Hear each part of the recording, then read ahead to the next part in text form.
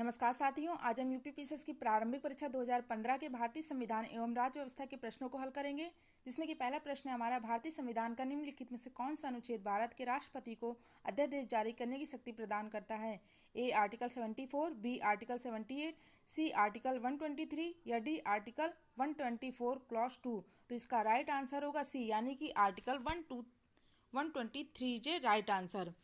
संविधान के जो आर्टिकल है 123 के तहत राष्ट्रपति को संसद के 17 साल की अवधि में अध्यादेश जारी करने की शक्ति प्राप्त है। प्रश्न नंबर दूसरा, सूची फर्स्ट को सूची सेकंड से सुमेलित कीजिए। सूची फर्स्ट में प्रावधान और सूची सेकंड में कौन से संविधान के अंतर्गत किस अनुच्छेद के अंतर्गत आता है? तो विधि के समझ समानता आर्टिकल 14, कार्य करने का अधिकार आर्टिकल 41, कार्य करने के लिए सही और मानवीय स्थिति आर्टिकल 42 और बच्चों के लिए मुक्त और अनिवार्यता आर्टिकल 45। प्रश्न नंबर तीसरा, सूचना का अधिकार के संबंध में निम्नलिखित में से कौन सही है? ए यह एक राजनीतिक अधिकार है, बी यह एक संवैधानिक अधिकार है, सी यह एक विधिक अधिकार है या डी यह एक सामाजिक अधिकार है? तो इसका राइट आंसर होगा सी, यानी कि यह एक विधिक अधिकार है। सी जे राइट आंसर। भारत में 2005 में पारित सूचना का अधिकार जो है एक विधिक अधिकार है, जो सूचना अधिकार लागू करने वाले राष्ट्र द्वारा अपने नागरिकों को प्रदान किया जाता है। और इस अधिकार का मूल उद्देश्य होता है कि नागरिकों को सशक्त बनाना, सरकार के कार्यों में पारदर्शिता लाना, उत्तरदायित्व को बढ़ाना और भ्रष्टाचार को नियंत्रण करना व लोकतंत्र को लोगों के लिए सफल बनाना। प्रश्न नंबर 4, संसद के सदस्य की निरर्ताओं से संबंधित प्रश्न का विनिश्चय करते समय राष्ट्रपति निम्नलिखित में से किसकी राय प्राप्त करेगा? ए भारत के मुख्य न्यायाधीश की, बी भारत के निर्वाचन आयोग की, सी भारत के महान्यायवादी की, डी लोकसभा के अध्यक्ष की? तो इसका राइट आंसर होगा बी, यानी कि भारत के निर्वाचन आयोग की। भारत के राष्ट्रपति को संविधान के द्वारा यह शक्ति प्राप्त है कि वह चुनाव आयोग से परामर्श करके संसद सदस्यों की निर्भरताओं से संबंधित प्रश्न का विनिश्चय कर सकता है। प्रश्न नंबर 5, निम्नलिखित में से कौन अपने प्रधानमंत्रित्व काल में लोकसभा के सदस्य थे? ए देवगौड़ा, बी आई.के. गुजराल, सी चंद्रशेखर या डी डॉक्टर मनमोहन सिंह? तो इसका राइट आंसर होगा सी, यानी कि Chandrashekhar. C is a right answer. Indira Gandhi जो भारत की ऐसी पहली प्रधानमंत्री थी जो कि राज्यसभा की सदस्य थी, और इनके बाद एच.डी. देवगौड़ा, आई.के. गुजराल व मनमोहन सिंह, ये तीनों लोग भी राज्यसभा सदस्य के तौर पर प्रधानमंत्री पद ग्रहण किया था। जबकि चंद्रशेखर जी जो थे वह भारत के 8वें प्रधानमंत्री थे और यह लोकसभा सदस्य थे। प्रश्न नंबर 6, राज्य वित्त आयोग के संबंध में निम्नलिखित कथनों में से कौन सा सही है? ए यह एक अनौपचारिक संस्था है, बी यह एक संवैधानिक संस्था है, सी यह एक प्रशासनिक संस्था है या डी उपयुक्त में से कोई नहीं? तो इसका राइट आंसर होगा बी, यानी कि यह एक संवैधानिक संस्था है। B is a right answer. केंद्र में जैसे वित्त आयोग होता है उसी प्रकार राज्यों में राज्य वित्त आयोग की स्थापना जो है सन 1993 में के अनुच्छेद आर्टिकल 280 के अंतर्गत की गई थी, जिसका उद्देश्य था पंचायतों को आर्थिक स्थिति की समीक्षा करना। तो इसका राइट आंसर हो जाएगा बी, यानी कि यह एक संवैधानिक संस्था है और यह आर्टिकल 280 के अंतर्गत है वित्त आयोग। प्रश्न नंबर 7, निम्नलिखित में से कौन प्रथम जनजातीय लोकसभा अध्यक्ष थे? ए जीवी मावलंकर, बी जी.एम. बालयोगी, सी मनोहर जोशी, डी पी.ए. संगमा? तो इसका राइट आंसर होगा डी, यानी कि पी.ए. संगमा। डी जे राइट आंसर। इनके पी.ए. संगमा जी का जन्म जो है 1 सितंबर 1947 को मेघालय की गारो पर्वत श्रेणी की चपाई गांव में हुआ था और वे मेघालय के मुख्यमंत्री, राष्ट्रवादी कांग्रेस पार्टी के सह संस्थापक व लोकसभा अध्यक्ष भी रहे हैं। वे 8 बार लोकसभा सदस्य भी रहे हैं और इनकी मृत्यु जो है 2016 में नई दिल्ली में हुई थी।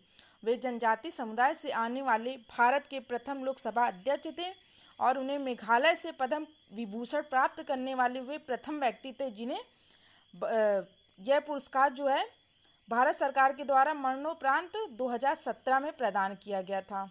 प्रश्न नंबर 8, भारतीय संविधान की 11वीं अनुसूची संबंधित है?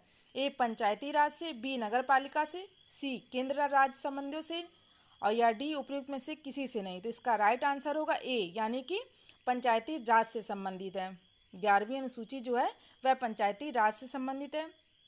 भारतीय संविधान में 11वीं अनुसूची को 73वें संविधान संशोधन अधिनियम 1992 के द्वारा जोड़ा गया था और इस अनुसूची में टोटल 29 विषय हैं। तो इसका राइट आंसर हो गया ए, यानी कि पंचायती राज से संबंधित है। प्रश्न नंबर है 9, निम्नलिखित में से किसे भारत में स्थानीय स्वायत्त शासन का जनक माना जाता है? A lord Dalhousie, B lord Canning, C lord Curzon या डी लॉर्ड रिपन। तो इसका राइट आंसर होगा डी, यानी कि लॉर्ड रिपन। डी जे राइट आंसर। लॉर्ड रिपन जो हैं वह उन्होंने वर्नाकुलर प्रेस एक्ट को रद्द किया था और उनके कार्यकाल में अनेक प्रमुख कार्य हुए थे, जिनमें कि पहली नियमित जनगणना और पहला फैक्ट्री एक्ट 1881 और स्थानीय स्वशासन एक्ट जो कि 1882 में, जिसके कारण लॉर्ड रिपन को स्थायी स्वायत्त शासन का जनक भी कहा जाता है। प्रश्न नंबर है 10, कथन ए अनुच्छेद 368 के अंतर्गत संसद संविधान के किसी भी भाग में संशोधन कर सकती है। कारण आर, संसद भारत की जनता द्वारा निर्वाचित उच्चतम विधायी संस्था है। नीचे दिए गए कूट का प्रयोग करते हुए सही उत्तर चुनिए। ए और आर दोनों सही है, आर ए की सही व्याख्या है। बी ए तथा आर दोनों सही है, परंतु आर ए की सही व्याख्या नहीं है। तो इसका राइट आंसर होगा ए, कि ए तथा आर दोनों सही है तथा आर जो है ए की सही व्याख्या है। तो ए इज ए राइट आंसर। संविधान का अनुच्छेद जो है 368 के अंतर्गत संसद की संविधान संशोधन करने की शक्तियां एवं प्रक्रियाओं का उल्लेख किया गया है।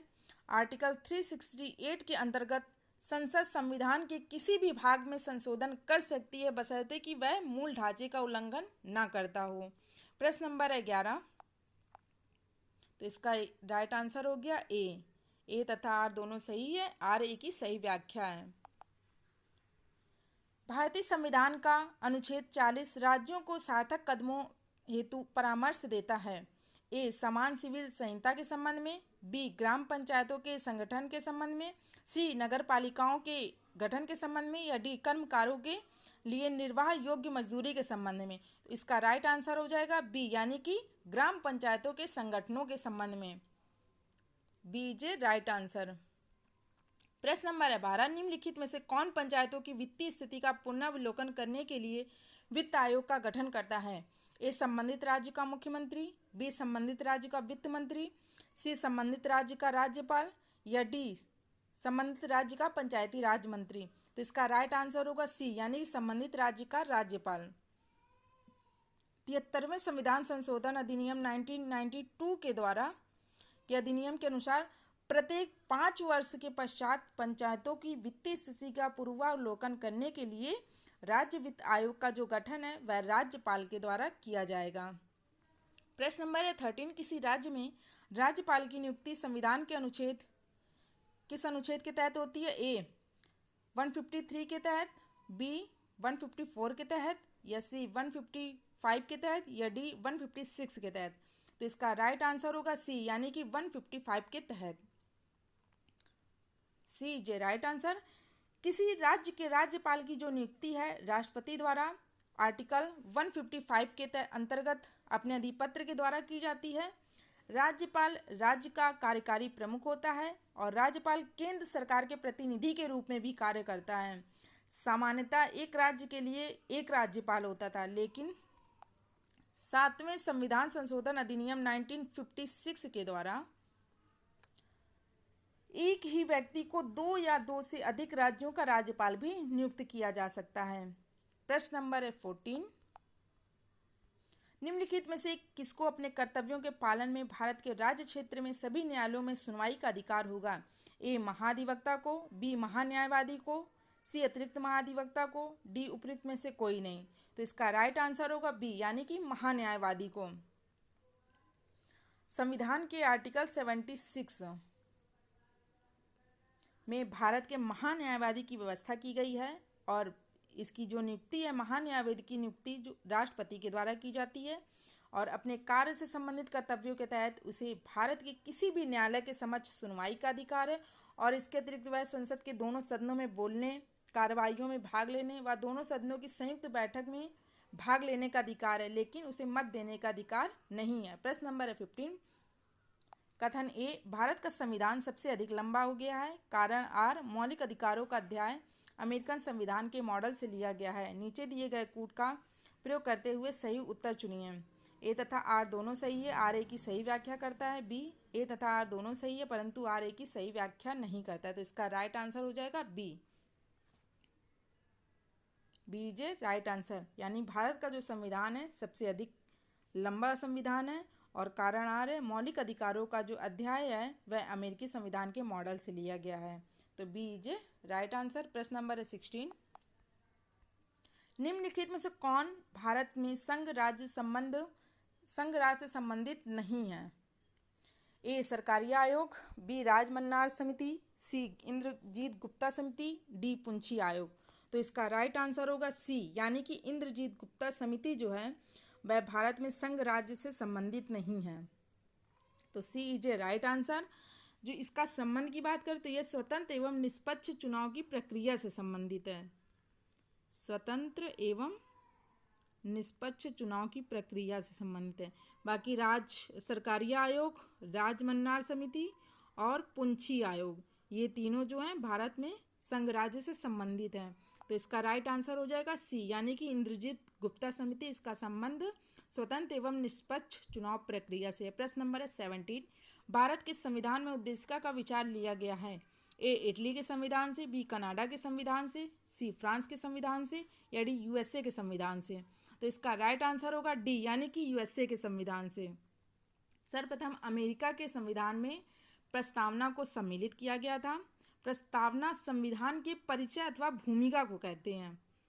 अगर पूछा जाए कि उद्देशिका किसे कहते हैं या प्रस्तावना, तो संविधान के परिचय अथवा भूमिका को कहते हैं।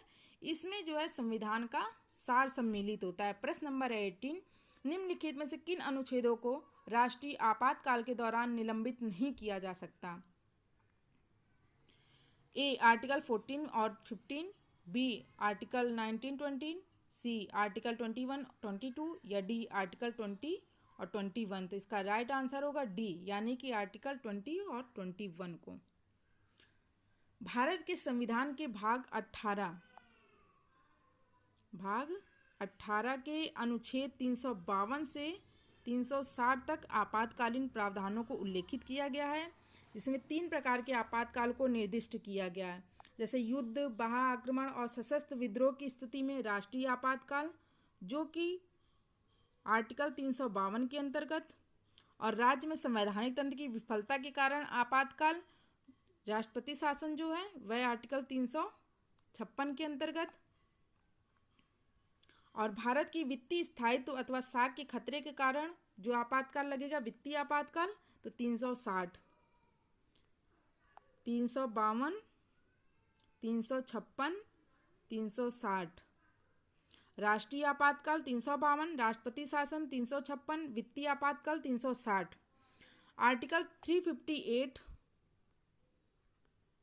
और 359 में राष्ट्रीय आपातकाल में मूल अधिकारों को पर प्रभाव का वर्णन किया गया है।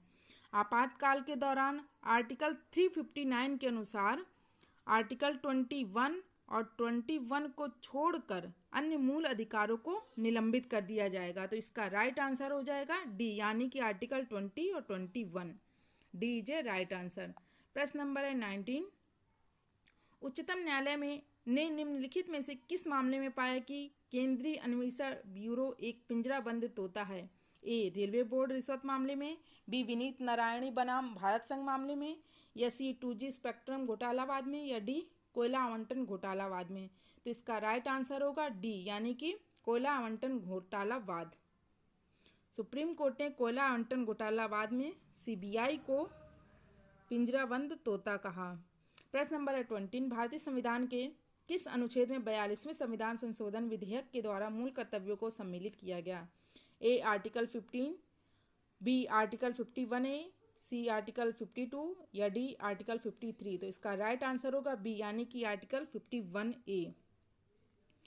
केंद्र सरकार ने 1976 में स्वर्ण सिंह समिति के द्वारा दी गई सिफारिशों को स्वीकार करते हुए 42वें संविधान संशोधन के अधिनियम 1976 को लागू किया और इसके माध्यम से संविधान में एक नए भाग 4 को जोड़ा गया और इस भाग में केवल एक अनुच्छेद है यानी कि 51A जोड़ा गया, जिसमें कि पहली बार में नागरिकों के 10 मूल कर्तव्यों का उल्लेख करता है, लेकिन वर्तमान समय में 11 मूल कर्तव्य जिन्हें कि 86वें संविधान संशोधन 2002 के द्वारा जोड़ा गया है 6 से 14 वर्ष तक के बच्चों की शिक्षा के लिए। तो ये रहे 2015 के 20 प्रश्न। Thanks for watching the video.